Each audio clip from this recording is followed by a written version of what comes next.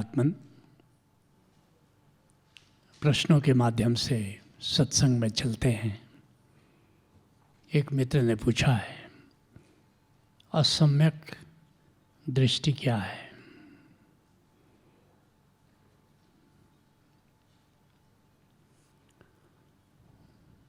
भगवान महावीर कहते हैं कि हम सब असम्यक दृष्टि में जीते हैं। भगवान महावीर ने 14 गुणस्थान बनाए हैं, 14 सोपान बनाए हैं अंतर यात्रा के। और गजब की करुणा है कि उन्होंने प्रथम सोपान पर सभी व्यक्ति को पहले ही से मान लिया, और वह सोपान का असम्यक दृष्टि, रॉन्ग पैराडाइम।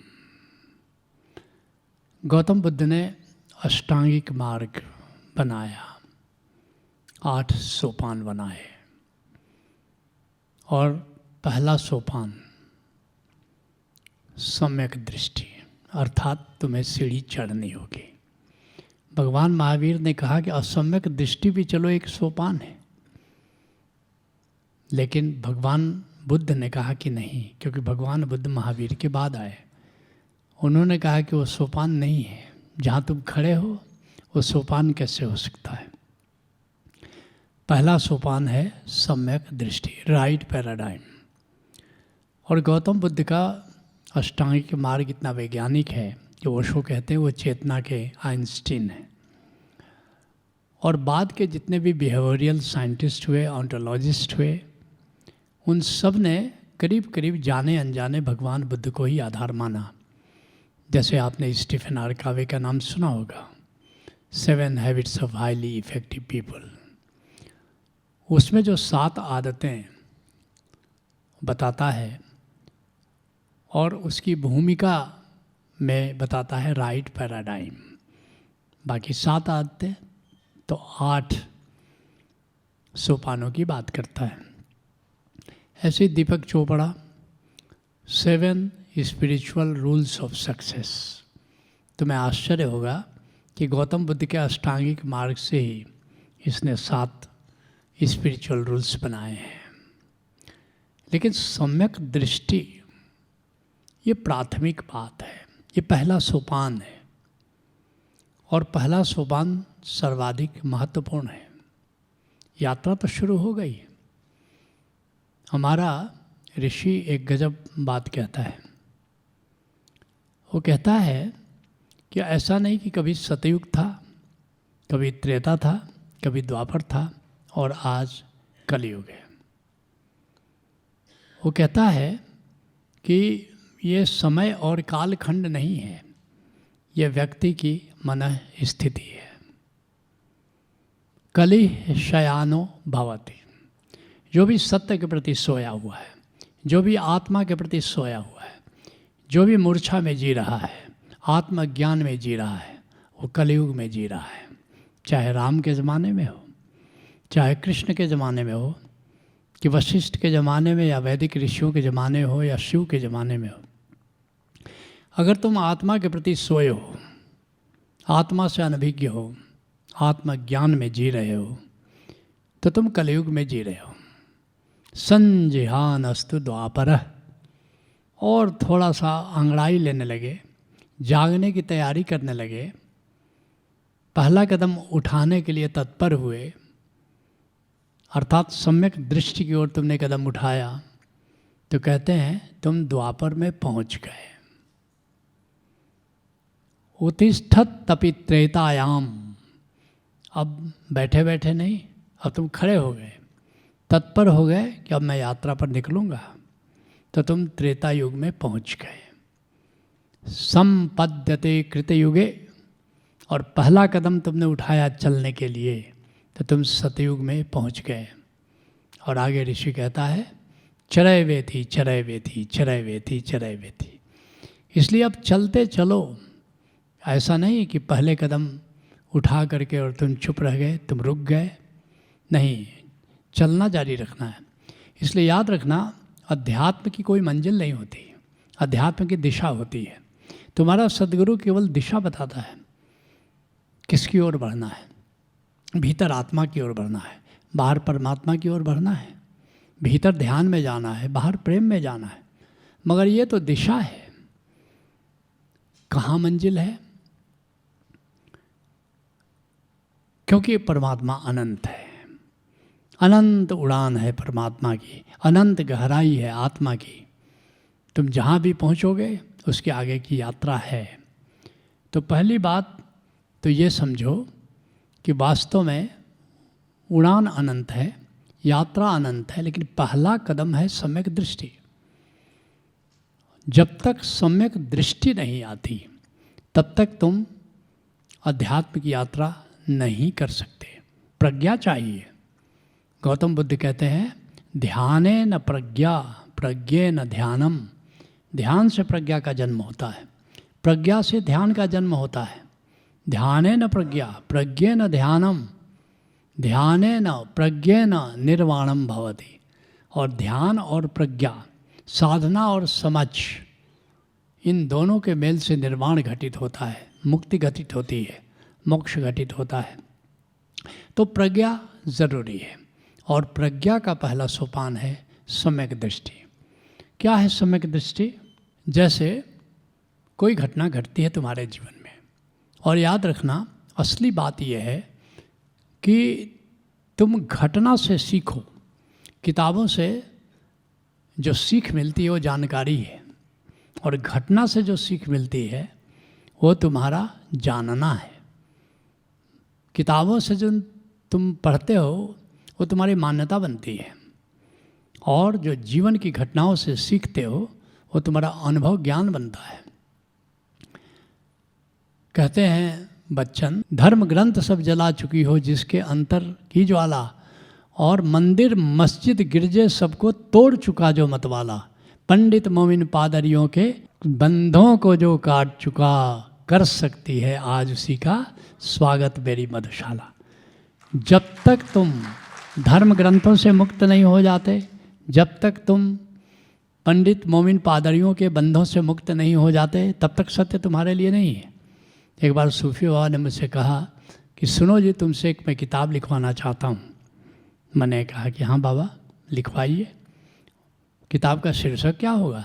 उन्होंने कहा पढ़ ले तू अपनी किताब। बरस बीत गए।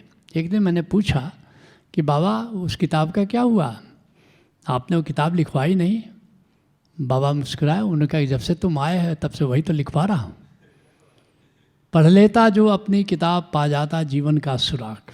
याद रखना, बुद्ध ने धम्मपद पढ़ करके सत्य को नहीं पाया, कृष्ण ने गीता पढ़ करके सत्य को नहीं पाया। सत्य को पाया तो उनके मुख से गीता की गंगा बही। बुद्ध ने सत्य को पाया तब धम्मपद का जन्म हुआ। ऐसे ही तुम भी किसी दिन सत्य को जानोगे, उस दिन तुम्हारे भीतर से गंगा बहेगी। और इस सत्य को कैसे जानना?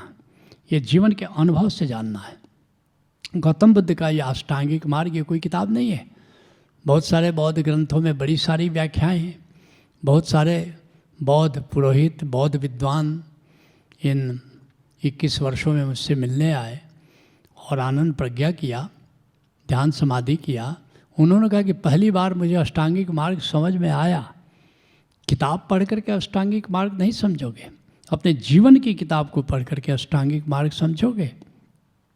और उसका जो पहला सोपान सम्यक दृष्टि क्या है? घटना से कैसे सीखोगे? तुम्हारे जीवन में घटनाएं घटती हैं, परमात्मा एक शिक्षक की तरह समझो। जैसे कोई कहानी सुनाता है तुम्हारा शिक्षक और कहता है इस कहानी से तुमने क्या शिक्षा ग्रहण की, और बच्चे बताते हैं कि सर हमने इस कहानी से शिक्षा मिली। ऐसे ही परमात्मा तुम्हारे जीवन में घटनाएं भेजता है और कहता है कि बेटे इस कहानी से, इस घटना से तुमने क्या सीखा। और अगर घटना से तुमने सीखा नहीं तो घटना की पुनरुक्ति होती है। बार बार वैसी घटनाएं तुम्हारे जीवन में आती हैं, और अगर तुमने सीख लिया तो दोबारा उस तरह की घटना भेजने की ज़रूरत नहीं है। मैं एक कोरियन फिल्म देख रहा था। वहाँ एक माँ आती है और एक भिक्षु के पास आती है और कहती है इस बच्चे को संभालो, आश्रम में रखो, पालन पोषण करो, इसको ज्ञान दो। भिक्षु कहता है ठीक है। बच्चा थोड़ा बड़ा होता है, एक दिन नाव पर उसको चढ़ाता है और दूर ले जाता है नाव पर, और एक शिला है, एक पत्थर है, छोटा सा पहाड़ है, वहाँ उतारता है, ले जाता है और अपने ध्यान में मस्त हो जाता है और बच्चे को कहता है जाओ थोड़ा खेलो। बच्चा जाता है, एक थोड़ा सा जल भरा हुआ है एक गड्ढे में, वहाँ मेढक देखता है और उस मेढक को क्या करता है कि एक धागा से एक पत्थर उसके पैरों में बांध देता है। अब मेढक को चलने में दिक्कत होती है, उसको तैरने में दिक्कत होती है और बच्चा खिलखिला के खूब हंसता है, ताली बजाता है। फिर क्या करता है, एक सांप देखता है, पानी का सांप, वो सांप को पकड़ लेता है और उसमें भी एक पत्थर बांध देता है। अब सांप को चलना मुश्किल हो गया, बड़ा हंसता है, खिलखिलाता है बच्चा, और ये भिक्षु ऊपर शिला पर बैठ करके ये सब तमाशा देख रहा है। फिर घंटों बाद फिर उस बच्चे को लेकर वापस लौटता है, अपनी कुटिया में आता है। रात को बच्चा जब सो रहा होता है तो एक 3-4 किलो वजन का पत्थर उसकी पीठ पर बांध देता है। सुबह जब बच्चे की नींद खुलती है तो कसमसाता है, चिल्लाता है दर्द से, और लेके पत्थर भिक्षु के पास पहुंचता है। बोला ये तुमने क्या किया, ऐसा क्यों किया मेरे साथ? उसका गुरु कहता है क्या हुआ, परेशानी हो रही है? बोले परेशानी, इतना दर्द कर रहा है, इतनी दिक्कत है? कहता और जो तुमने मेढक के पैरों में रस्सी बांधी और पत्थर बांधा सो, और सांप के शरीर में से जो तुमने पत्थर बांधा सो, क्या उसको परेशानी नहीं हो रही है? बच्चा सिर झुका लेता है, फिर उसको नाव पर चढ़ाता है, ले जाता है वहीं पर, और फिर कहता है उस मेढक को मुक्त करो पत्थरों से। बच्चा उसको खोलता है और क्या छलांग लेकर के मेढक आगे तैरता है और बच्चा खूब खुश होता है, ताली बजाता है। और फिर वो देखता है, सांप को खोजता है, बगल में ही सांप लहूलुहान होकर के पड़ा है, मृत हो चुका है। बच्चे की आंख में आंसू आ जाते हैं। गुरु कहता है कि ऐसे ही कर्मबंध होता है, जो तुम करोगे याद रखना एक दिन उसका फल तुमको मिलता है।